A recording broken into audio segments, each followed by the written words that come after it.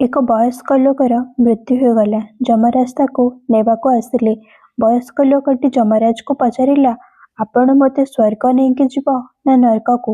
ଯମରାଜ କହିଲେ, ଦୁଇ ମଧ୍ୟରୁ କୌଣସିଟି ନୁହେଁ। ତୁମେ ଏହି ଜନ୍ମରେ ବହୁତ ଭଲ କର୍ମ କରିଛ।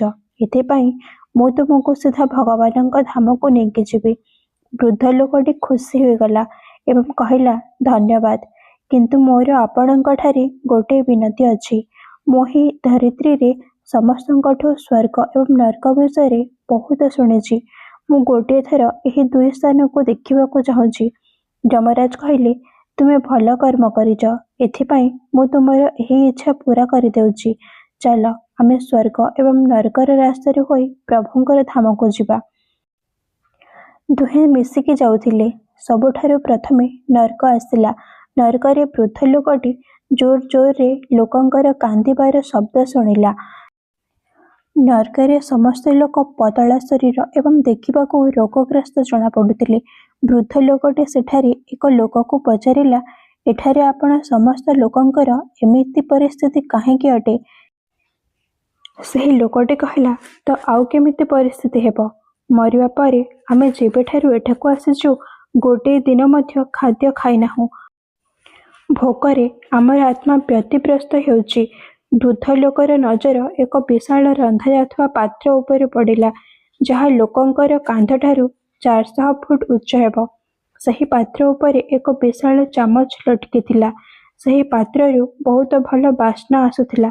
ବୃଦ୍ଧ ଲୋକଟି ସେହି ଲୋକକୁ ପଚାରିଲା, ଏହି ପାତ୍ରରେ ବହୁତ ସ୍ୱାଦିଷ୍ଟ କ୍ଷୀରିରେ ସବୁ ସମୟ ପରିପୂର୍ଣ୍ଣ ରହିଥାଏ। ବୃଦ୍ଧ ଲୋକଟି ହଇରାଣରେ ପଚାରିଲା, ଏଠାରେ କ୍ଷୀରି ଅଛି? ତ ଆପଣ ସମସ୍ତେ କ୍ଷୀରି ଖାଉନାହାନ୍ତି କ'ଣ ପାଇଁ? ଭୋକରେ କାହିଁକି କଷ୍ଟ ପାଉଛନ୍ତି? ଲୋକଟି କାନ୍ଦି କାନ୍ଦି କରି କହିବାକୁ ଲାଗିଲା, କେମିତି ଖାଇବୁ? ଏହି ପାତ୍ରଟି 400 ଫୁଟ ଉଚ୍ଚରେ ଅଛି। ଆମ ମଧ୍ୟରୁ କେହି ମଧ୍ୟ ସେହି ପାତ୍ର ପର୍ଯ୍ୟନ୍ତ ପହଞ୍ଚି ପାରନ୍ତି ନାହିଁ। ବୃଦ୍ଧ ଲୋକକୁ ତାଙ୍କ ଉପରେ ଦୟା ଆସିଲା। ଭାବିଲା, ବିଚରା କ୍ଷୀରିର ପାତ୍ର ଥାଇ ମଧ୍ୟ ଭୋକ ଉପାସରେ ବେହାଲ ଅଛନ୍ତି। ସାୟଦ ଭଗବାନ ଏମାନଙ୍କୁ ଏହି ଦଣ୍ଡ ଦେଇଛନ୍ତି। ଯମରାଜ ବୃଦ୍ଧ ଲୋକଙ୍କୁ କହିଲା, ଚାଲ, ଆମକୁ ଲେଟ୍ ହେଉଛି। ଦୁହେଁ ଚାଲିଗଲେ। କିଛି ଦୂର ଚାଲିବା ପରେ ସ୍ୱର୍ଗ ଆସିଲା। ସେଠାରେ ବୃଦ୍ଧ ଲୋକଙ୍କୁ ସମସ୍ତଙ୍କର ହସିବା ଖିଲଖିଲେଇବାର ଶବ୍ଦ ଶୁଣାଗଲା। ସବୁ ଲୋକ ବହୁତ ଖୁସି ଦେଖାଯାଉଥିଲେ। ସେମାନଙ୍କୁ ଖୁସି ଦେଖି ବୃଦ୍ଧ ଲୋକଟି ମଧ୍ୟ ବହୁତ ଖୁସି ହୋଇଗଲା। କିନ୍ତୁ ସେଠାରେ ସ୍ୱର୍ଗରେ ମଧ୍ୟ ବୃଦ୍ଧ ଲୋକର ନଜର ସେହି 400 ଫୁଟ ଉଚ୍ଚରେ ଥିବା ପାତ୍ର ଉପରେ ପଡ଼ିଲା, ଯେପରି ନରକରେ ଥିଲା। ତା ଉପରେ ମଧ୍ୟ ସେମିତି ହିଁ ଚାମଚ ଲଟକା ହୋଇଥିଲା।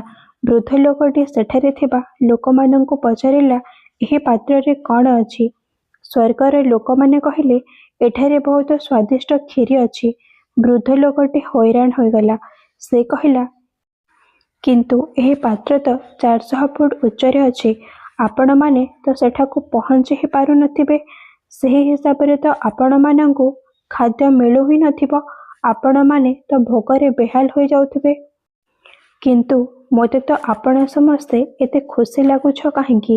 ଲୋକମାନେ କହିଲେ, ଆମେ ତ ସମସ୍ତେ ଏହି ପାତ୍ରରୁ ପେଟ ଭରି କ୍ଷୀରି ଖାଇଥାଉ। ବୃଦ୍ଧ ଜଣକ କହିଲା, କିନ୍ତୁ କେମିତି? ପାତ୍ର ତ ବହୁତ ଉଚ୍ଚରେ ଅଛି। ଈଶ୍ୱର ତ ଏହି ବୃକ୍ଷଲତା, ନଦୀ, ଝରଣା ଆମ ମଣିଷର ଉପଯୋଗ ପାଇଁ ବନାଇଛି। ଆମେ ଏହି ବୃକ୍ଷର କାଠକୁ କାଟି ପୁଣି ସେହି କାଠଗୁଡ଼ିକୁ ଯୋଡ଼ି ବିଶାଳ ସିଡ଼ିର ନିର୍ମାଣ କରୁ। ସେହି କାଠର ସିଡ଼ିର ସାହାରାରେ ଆମେ ପାତ୍ର ନିକଟକୁ ପହଞ୍ଚିଥାଉ ଏବଂ ସମସ୍ତେ କ୍ଷୀରିର ଆନନ୍ଦ ନେଇଥାଉ। ବୃଦ୍ଧ ଲୋକଟି ଯମରାଜ ଆଡ଼କୁ ଦେଖିବାକୁ ଲାଗିଲା।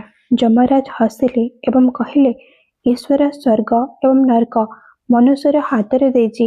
ଚାହିଁଲେ ନିଜ ପାଇଁ ନରକ ବନାଇବ ଏବଂ ଚାହିଁଲେ ନିଜ ପାଇଁ ସ୍ୱର୍ଗ। ପ୍ରଭୁ ସମସ୍ତଙ୍କୁ ଏକ ସମାନ ପରିସ୍ଥିତିରେ ପକାଇଛନ୍ତି। ତା ପାଇଁ ତାର ସମସ୍ତ ଛୁଆ ଏକ ସମାନ ଅଟନ୍ତି। ସେ କାହା ସହିତ ଭେଦଭାବ କରନ୍ତି ନାହିଁ। ସାଙ୍ଗମାନେ, ଯଦି ଆପଣମାନଙ୍କୁ ଏହି କାହାଣୀଟି ଭଲ ଲାଗିଲା ତ ନିଶ୍ଚୟ ଲାଇକ୍ କରନ୍ତୁ ଏବଂ ଆଗକୁ ଏହିଭଳି ଭିଡ଼ିଓ ଦେଖିବା ପାଇଁ ଏହି ଚ୍ୟାନେଲକୁ ସବସ୍କ୍ରାଇବ୍ କରିଦିଅନ୍ତୁ। ଧନ୍ୟବାଦ।